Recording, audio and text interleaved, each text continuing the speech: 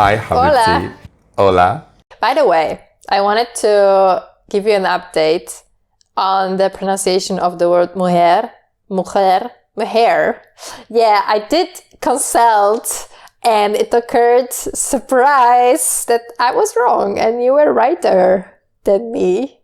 You know, some people are just naturals. Sorry, mujer. But I'm glad. I'm glad you consulted and you brought answers. Yeah, same. How are you? I'm good. Not much has been happening in my life lately, so everything is stable. It's one of those times they say, no news is good news. Oh, there is such a saying indeed. All right, what's your highs and lows then? Okay, so my highs and lows this week. This is a tricky one because let's say that maybe the last 4 weeks have been more or less the same. Like even the hangouts repeated in a very similar manner. Work. Everything has been very, very similar that I'm not sure which week I'm talking about anymore. Oh my god, you play too much. I'm pretty sure it is the game. It could be the game. Like the feeling you are describing reminds me so much of like binging a TV series, which I hate. I totally hate binging a TV series because then I feel like a zombie. Like the reality doesn't feel like the time is real. I don't know how to say it, but like binging a series makes me really feel unreal in the reality because of the time. And it sounds like what's happening to you, like you're living in a loop. I think it's because of playing too much. Thanks. Then it's very possible, yes. Yeah. But I can say that like nothing bad, alhamdulillah, has happened. So I cannot say that I have had any real lows happening this week, you know. So what's your high then? Also, like nothing particularly good happened this week. I'm very sorry, Mujer. Like usually I have more stories to tell, but let's blame the game this time, okay? Let's just say the game.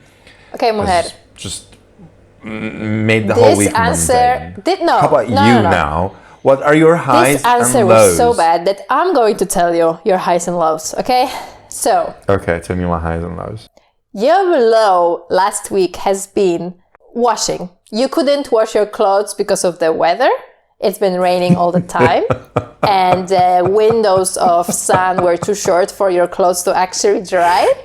And it's a low because you miss clothes. You like doing your washing every day and you were able to just do it once last week. So that's a freaking low. So agree or not? Washing, it would annoy me only a little bit, but it's not like a major event not being able to do the washing.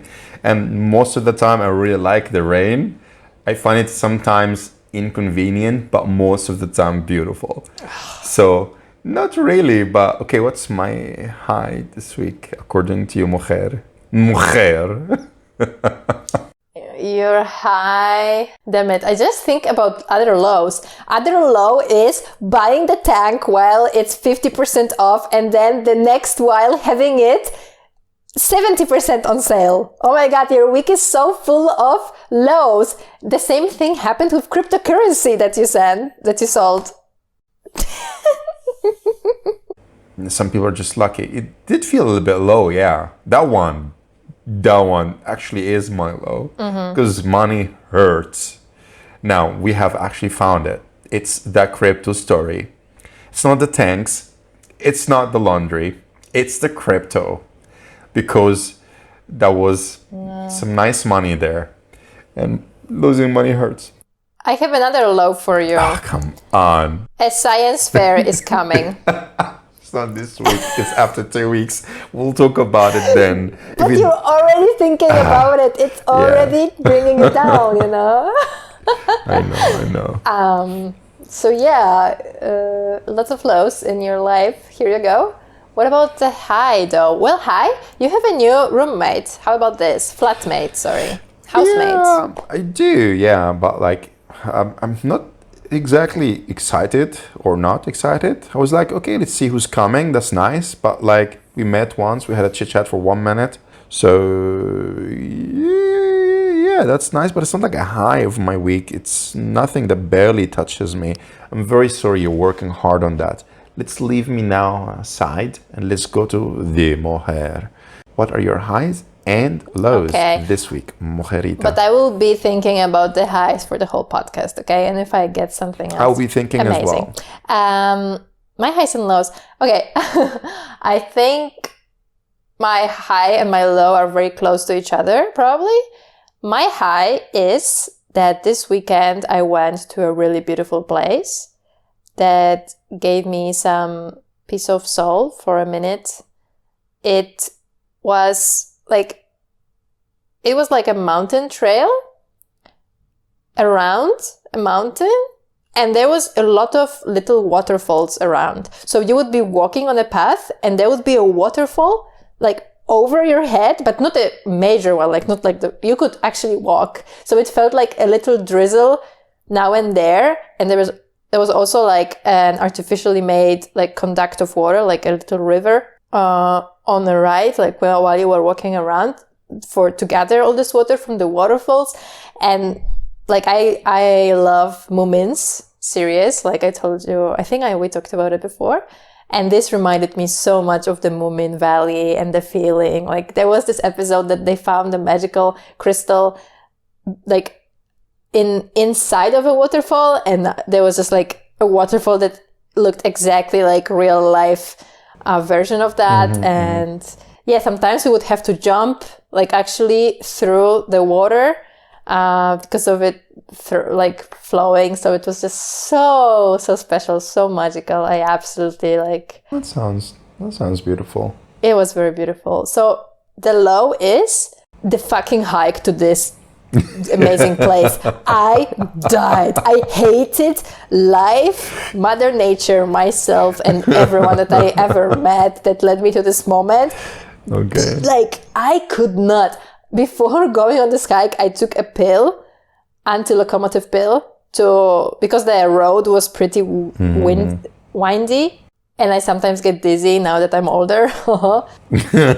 I can't believe you're using that I'm older card already. Okay. All right. I'm glad I'm not the only one. Yeah, but I used to feel so much better about it. I loved like roller coaster things, and then for like, I don't know, 5 last years, or maybe a bit even more, maybe even 10, I can't. Like I just get so dizzy. I just want to vomit even in a car or something.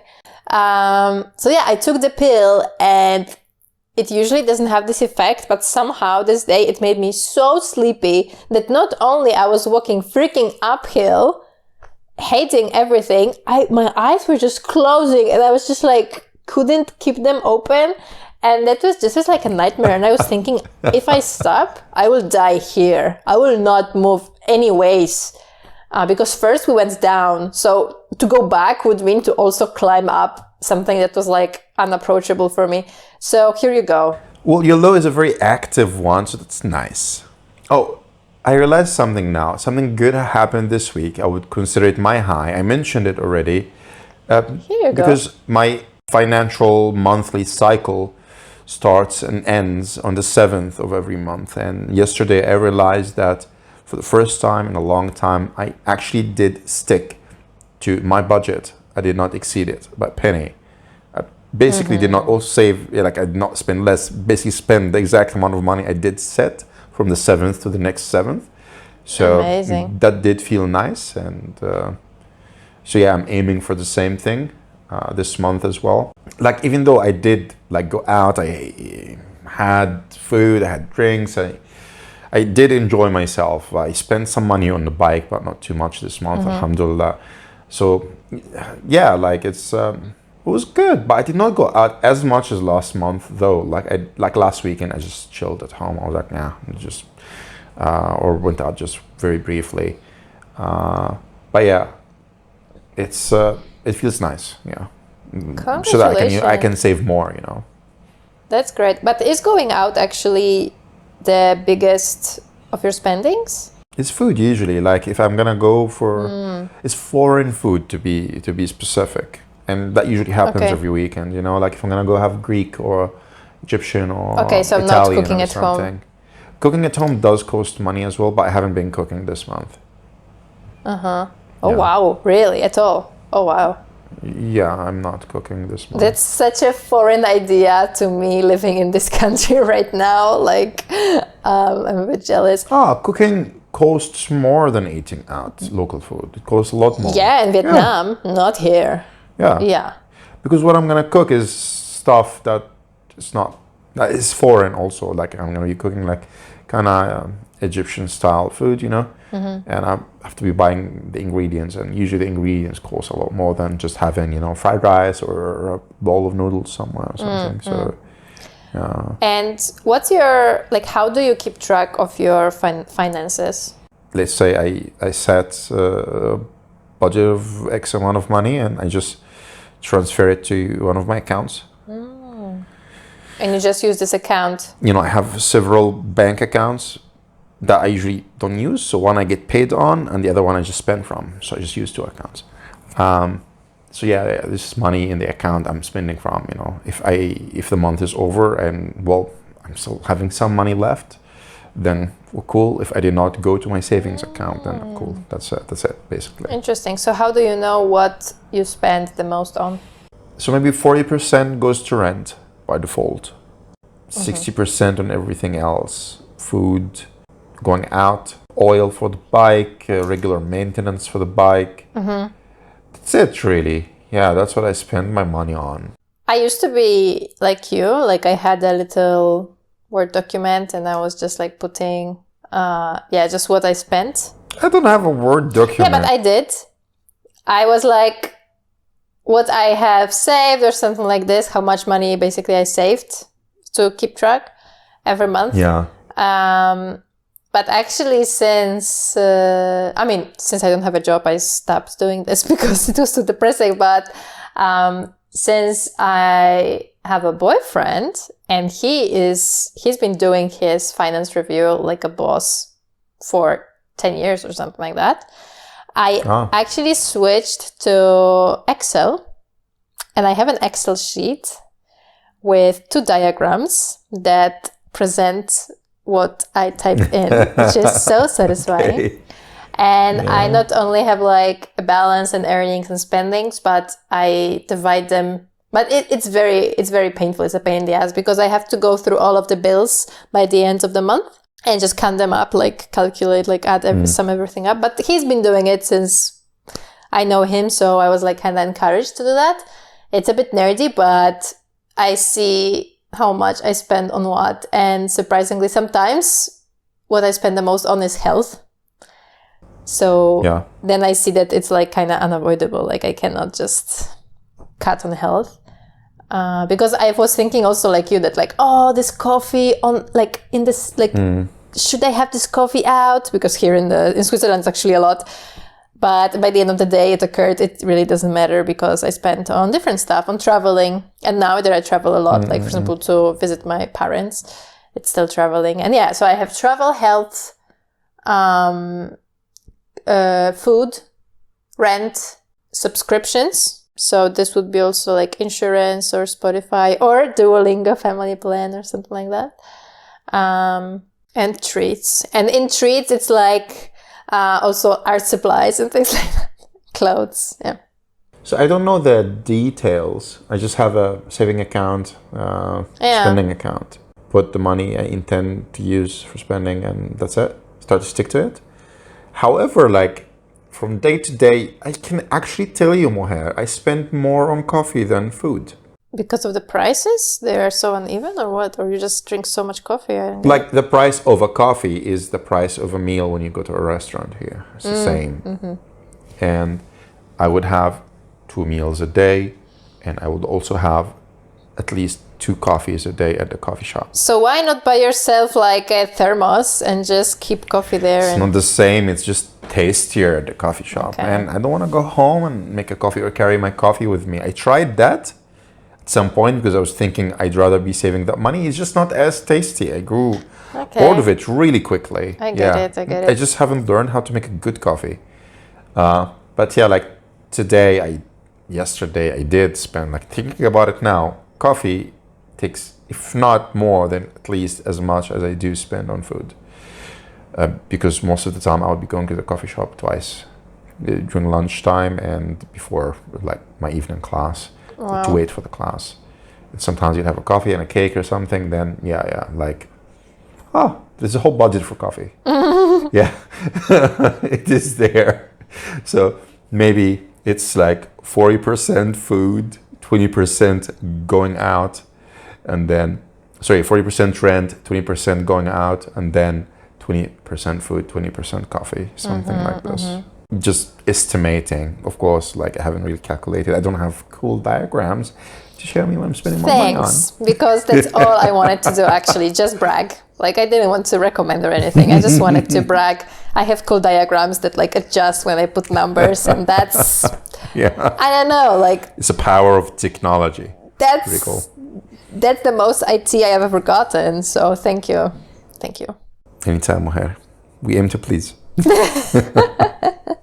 Right, what have you prepared for us today?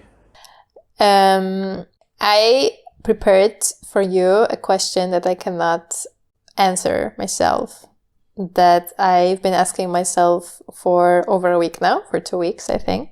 I was challenged with the statement that maybe I am suffering so much because despite everything, I still haven't accepted my pain and my suffering. And as much as I would like to be like, yeah, maybe, I really don't know what that would look like. I thought that I am accepting my pain and suffering, just living it, but apparently that's not it. Do you have any wisdom to share on the life of poor Mujer, who would just like to accept the pain and suffering and to just live life? Okay, physical pain is very, in my own personal experience, is very, very difficult to accept, and I would try to do everything I can to ease that pain or actually not have it at all. If you can only ease it, if you can never really stop it, like some people, with rheumatoid or something, cancer, you would take painkillers, but you would still feel the pain, then I guess most of them, as far as I've heard, eventually adapt to it. They accept that it's there, they cannot do anything about it, that it can be worse, and after taking meds, it's that bad only, so they're kind of okay with that. I am personally not having any physical pain, alhamdulillah, right now, and not for a long time. And if I have some, if my tooth is hurting, I go crazy. I need to stop it, So I have to do something immediately. Or when I was younger, I would be patient a little bit, but now I'm like, no, I don't want to be in pain. Pain is bad. It's not good. When it comes to psychological pain, now that's a different story. So yes, for example, things might have happened in the past. You can never go into the past. You can never undo them. So I only am left with one choice. Just, okay, it happened, and that's okay. Maybe the price to pay is a bit of psychological pain now and then, and that's okay. It hurts, but cannot really stop it. So there's nothing you can do because it happened already. So just being okay with it. But how does it manifest? What does this mean? That means when somehow a trigger brings it into your memory, or you would be feeling bad and you'll think about it, and then you'll be like, okay, there's not much one can do, so it's okay. You talk to yourself, that's when it comes to things that are not really physical.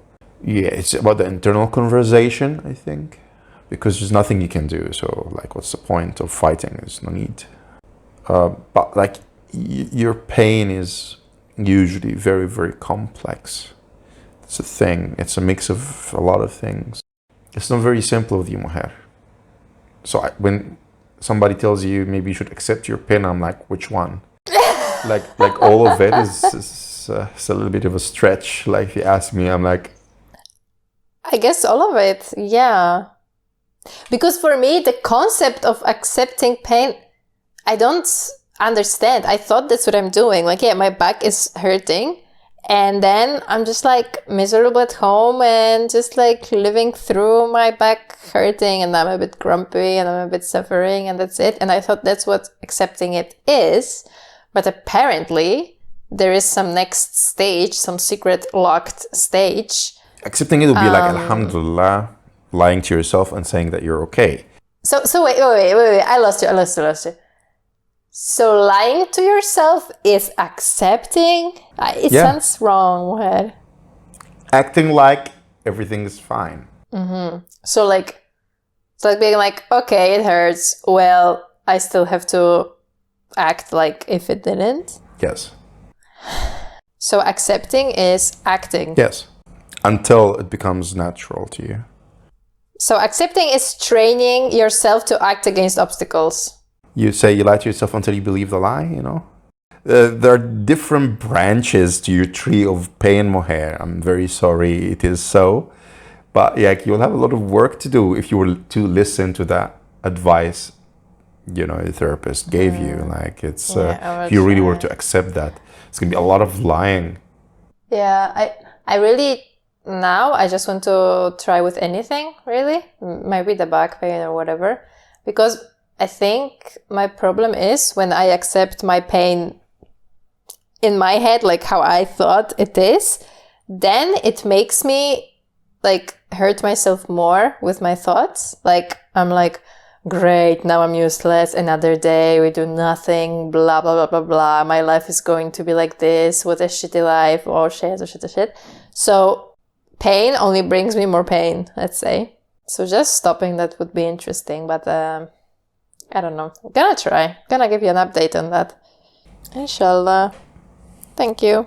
Sure. For your advice. I wish I could help. No, you're helping. I think I believe that you're not telling me to literally lie to myself. Like I should like just believe in a better alternative, right? Like when we talk about physical pain, the picture I get in my head is every aunt, every uncle, every grandma and grandpa I interacted with. They almost never complain, even though they're actually having different kinds of physical pain. Because in our culture, we're taught to say Alhamdulillah anyway, like thank God for whatever good or bad. And, you know, it's just, this life is nothing but a moment and it will pass, and a more beautiful life that you don't believe in is still awaiting your arrival. So be patient, take it easy kind of thing. You know what? That's one of those things that was so much easier to excuse in my life when I was a believer.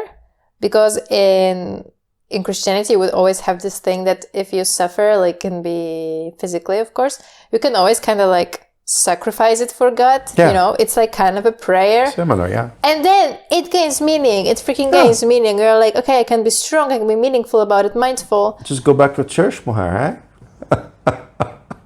They'll do it. Why is it always an answer to everything? Why?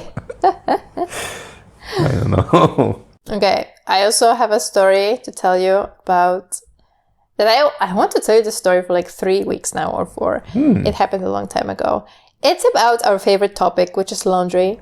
You said you committed a crime. I committed a crime. Are you sure I didn't tell you about it before? I'm not sure. But tell Maybe me. I did. Okay, so when I came back from Poland, I realized on the airport I was very, very greedy. Last minute before I came to the airport in Poland, I got a message that my carry-on will be actually a check-in. So greedy as I am, I took some like fruits in jars, like the ones that I confitured myself back in the day. I love blackberries, and I had like the ones that I picked up myself, and I put them in jars and stuff. So I took one. I was like, it would be so great to have this in Switzerland. And I was thinking, should I put it in like a special zip bag or like secure it somehow? I thought, no, YOLO, like girl, you're so like in peace. Nothing bad can happen to you, blah, blah. 5 hours later, landing in Switzerland, I'm not even opening the bag. I just see the stains on the backpack, right? Like they threw my backpack right and left. Of course, the jar opened and everything I have is in blueberries. The new pants that I just got, linen from Barcelona, the white shirt that I brought myself to look really professional, lots of white stuff in general. So I come back home and I before I even come back home, I Google panically how to get rid of it. And I text my boyfriend, like, buy vinegar, buy lemons, just let's get ready and stuff. So I come back home and I read that you should soak those stains in vinegar or whatever for this and this amount of time. And then immediately wash the clothes. And now this is where the problem begins, because it's not actually Monday, my washing scheduled time in this building. It is a Thursday, a very random evening for me to be doing a washing. But I really, really care about these new pants that I spent like 20 euros at on my Barcelona trip. And they are so beautiful. They are beige and they're linen, and I don't freaking want to have like blackberry stains, even though it's my fault, but still. The laundry schedule for a person from another room is from 2 p.m. to 9 p.m. But the curfew starts at 10. Mm-hmm. So there's this little window. And also we have the apartment above the basement with the washing machine. So I'm like hoping that maybe no one will mind, because we hear it anyway. So at 9:01, I go downstairs. I pack my clothes super fast. Like I just put it on half an hour, the quickest program there is, and I go up. And then when it's actually time to go, so like 9:30, I'm so stressed. I'm freaking out. I ask my boyfriend to go with me because I'm just very stressed how I'm going to catch me red-handed. We go downstairs. The doors are open. Bad sign. And there I see someone actually put a bucket full of their dirty clothes, like in a line. And it's probably the lady that it should be like her time for the night. So I panic so much.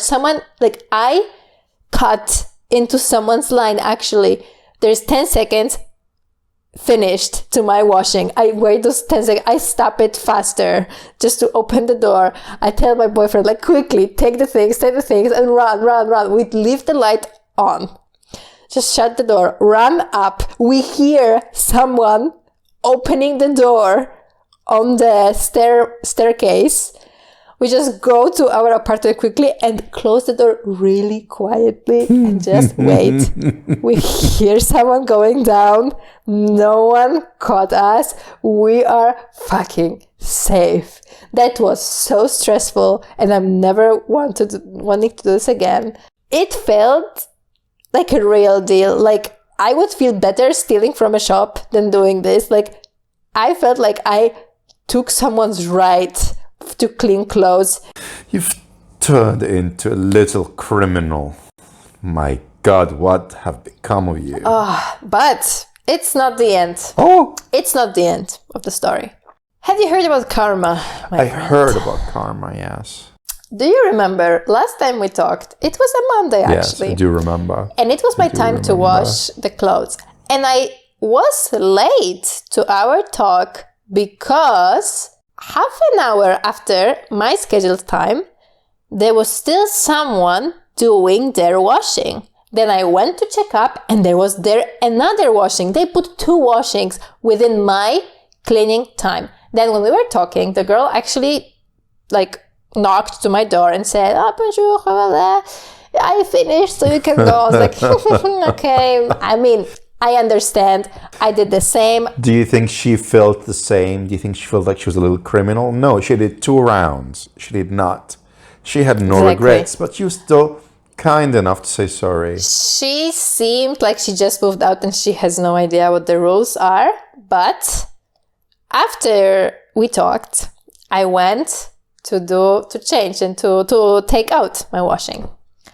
And when I opened the door, there was another woman there waiting for my washing to finish.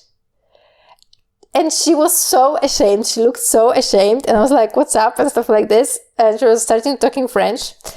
I said, parlez-vous anglais? She said, no, je parle pas français. And I was like, okay, I don't think we can communicate on this level. But I understood from my French understanding that she was just desperate to have another washing. And she was asking me if she can wash within my washing hours. I felt so sorry for her, and I was like, of course, like it's so crazy that they have only 1 or 2 washings. And then it encouraged her so much, she actually switched to English. Oh la la. She said that this is crazy, that she lives with a daughter and she has 3 washings to do every week. She works, so she never has time. She always has time for just one, and she feels like a criminal doing other washings, and she just like tries to do it after hours or something. But this is crazy, and there is just 1 washing machine for the whole building, and she wishes there was at least 2.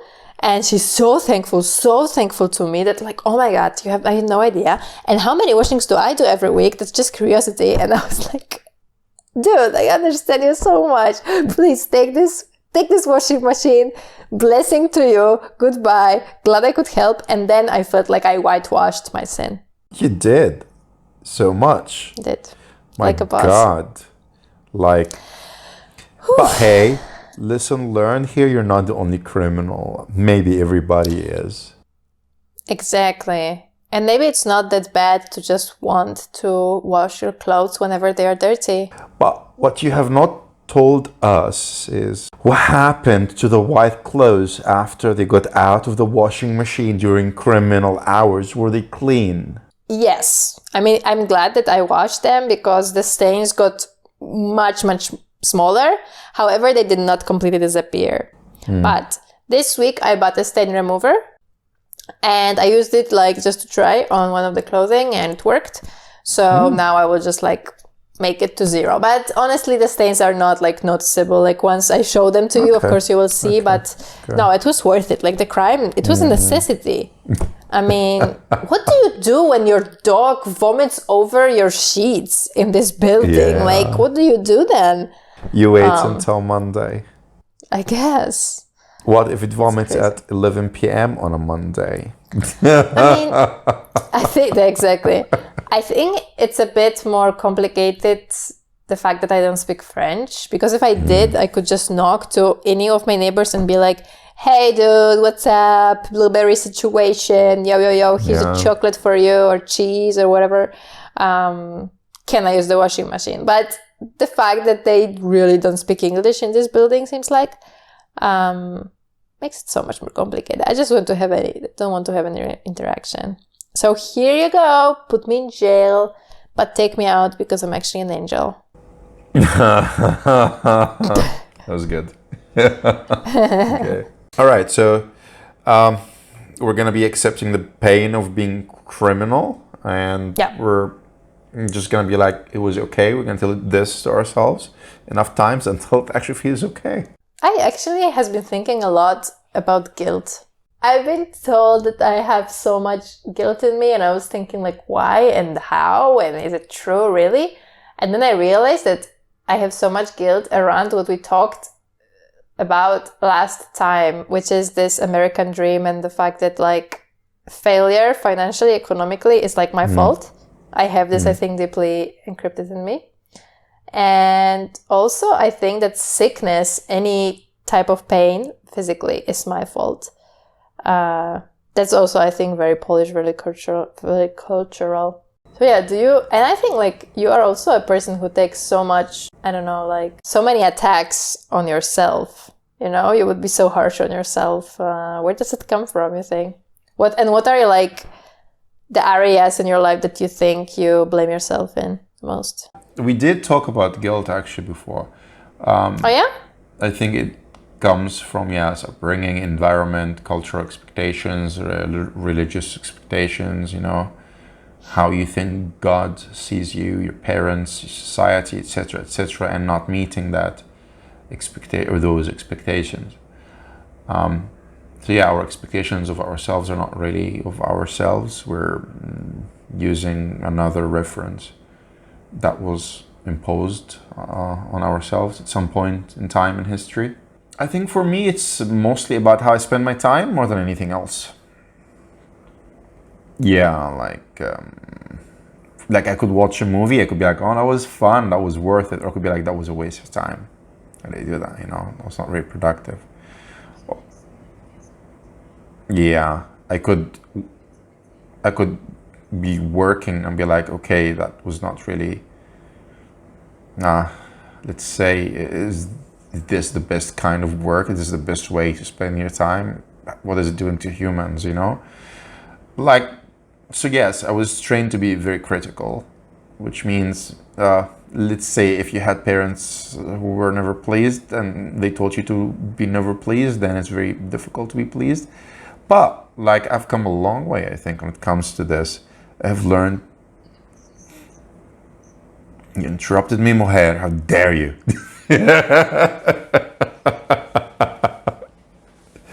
But yeah, like now I'm easier on myself. Also with your help, you know, because I was very, very idealistic when it comes to like, you know, things like Duolingo. And then you open my eyes. You're like, take it easy. Take the fucking free streak. And now I'm like, just take it. Just chill.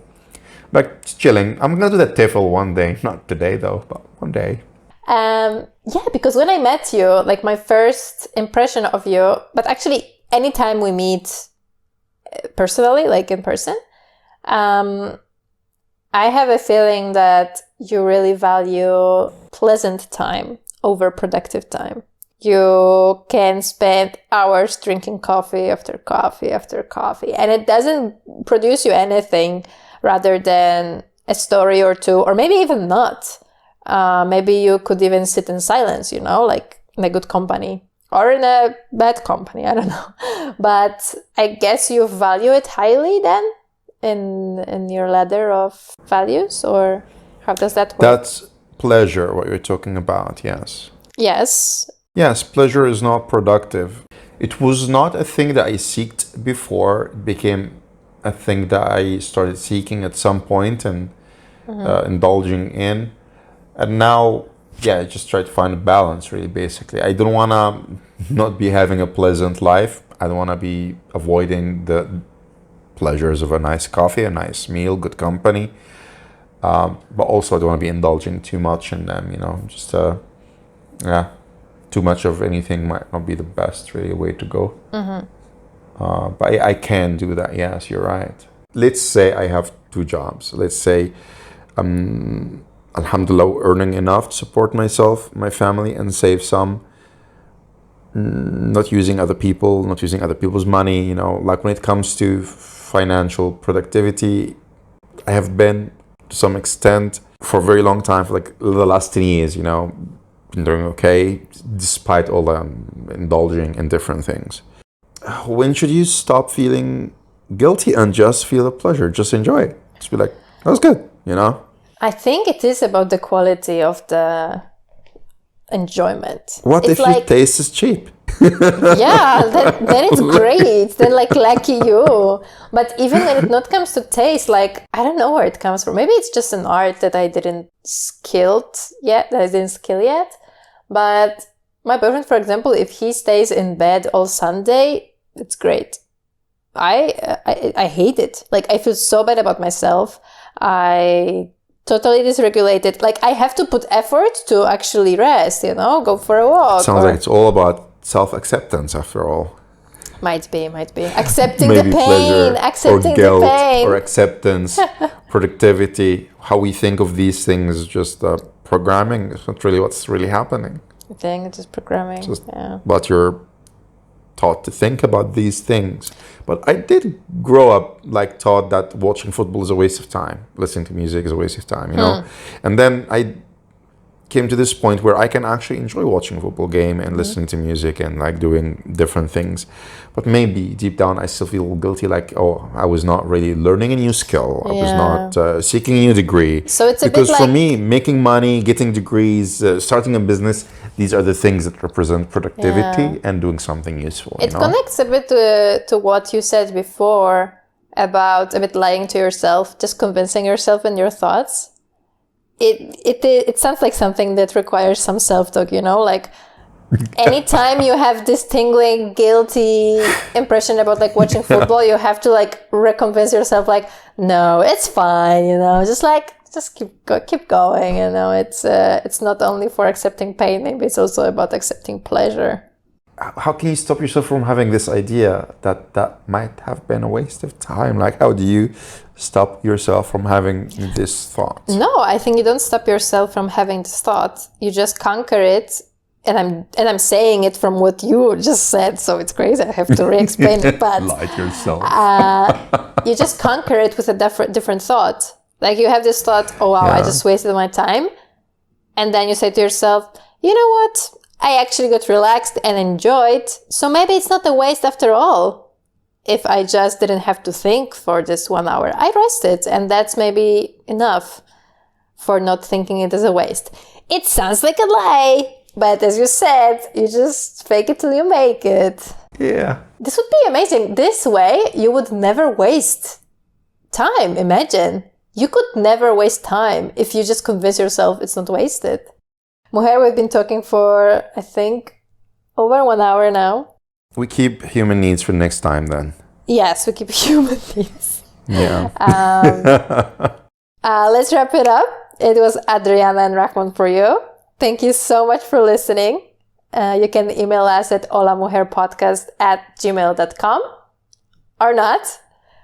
Anyway, thank you, Ra, so much for podcasting with me. And stay strong, Mujer. Thank you, Mujer, for having me here. No, Have always, a great of course. evening. Yeah, works. All right. Thank Masalama. you. Ciao, ciao.